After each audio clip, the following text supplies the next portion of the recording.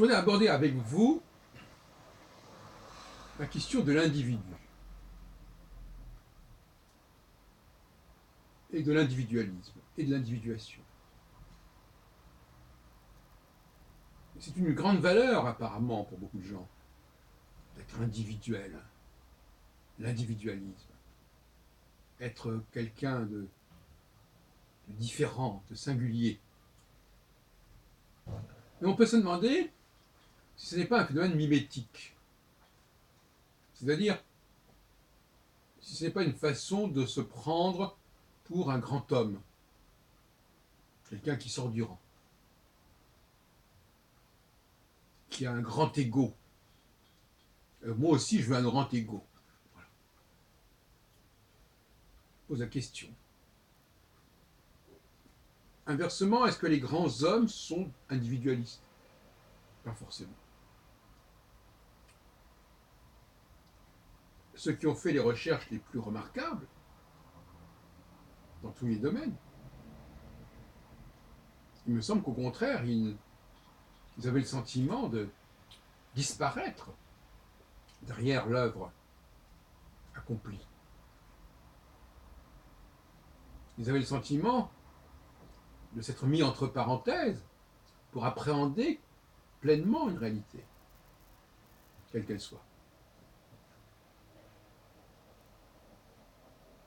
En réalité, il me semble que ce qu'on appelle individuel, c'est souvent la maladie, c'est souvent le handicap, c'est souvent ce qui n'est pas normal. C'est une forme d'individualisme, d'être, comment dirais-je, atteint dans sa normalité, dans ce qui veut dire être malade. Et dans le mot malade, il y a le mot mal, le mal. Donc le bien serait au contraire de ne pas se faire remarquer. Ou plus exactement, on peut se faire remarquer en mal comme en bien. On peut se faire remarquer parce qu'on est malade, parce qu'on est un criminel, et on peut se faire remarquer parce que on est quelqu'un qui apporte beaucoup de bonheur, beaucoup de connaissances aux autres. Et donc deux formes d'individualisme, l'une négative, par manque, par décalage avec la norme. Hors la loi, c'est quelqu'un qui est hors norme. Mais il y a aussi une façon d'être hors norme, non pas par le bas, mais par le haut. Un génie qui trouve des choses que personne n'avait trouvées avant lui, il est hors norme.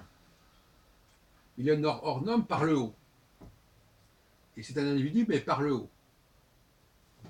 Et souvent, l'individu, celui qui veut, on parlait tout à l'heure de mimétisme, celui qui veut se faire remarquer, quand il n'arrive pas à se faire remarquer par le haut, il va se faire remarquer par le bas.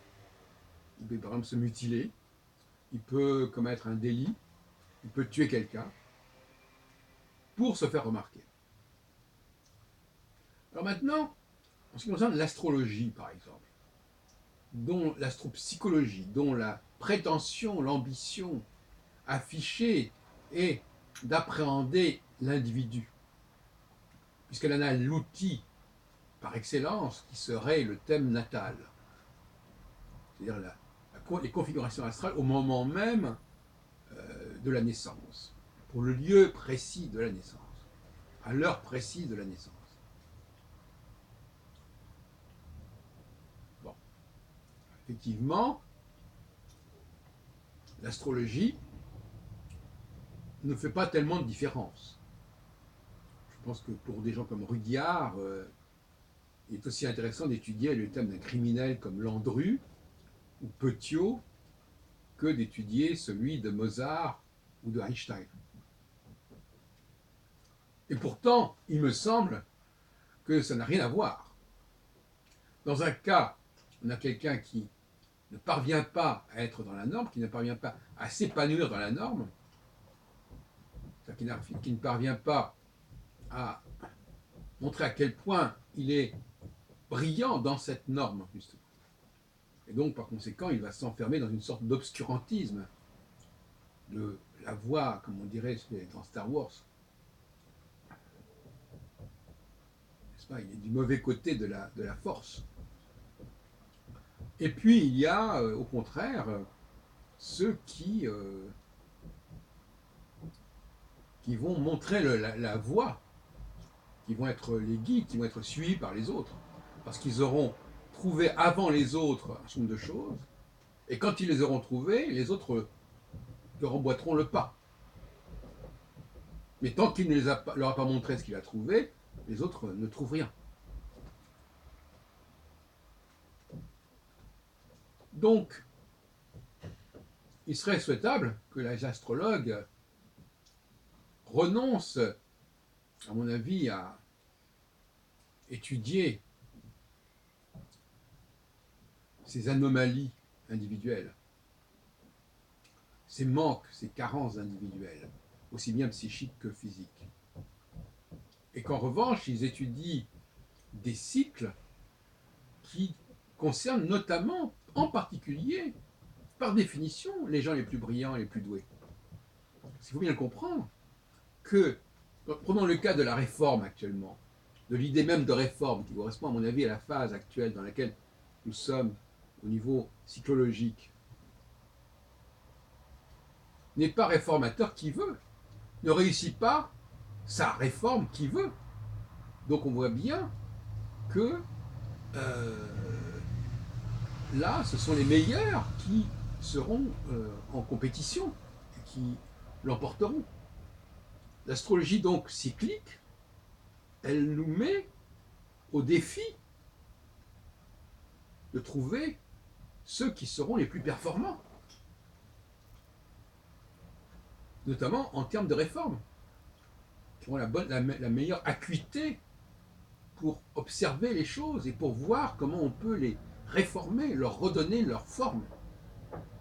Donc l'astrologie, elle est quelque part élitique. Non pas du fait du thème natal, dont on n'a rien à faire, mais tout simplement parce qu'il y a une cyclologie collective, une norme collective sur le plan cyclologique, et que ce seront que les meilleurs gagnent.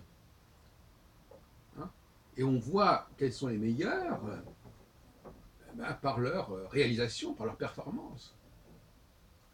Et parce que c'est reconnu, parce que leur travail va être reconnu, parce que leur efficience, leur puissance de raisonnement, leur puissance de création va être reconnue, tout simplement parce que, en reconnaissant cette puissance, c'est l'humanité tout entière qui est fécondée, qui est dans la foulée, qui est impulsée.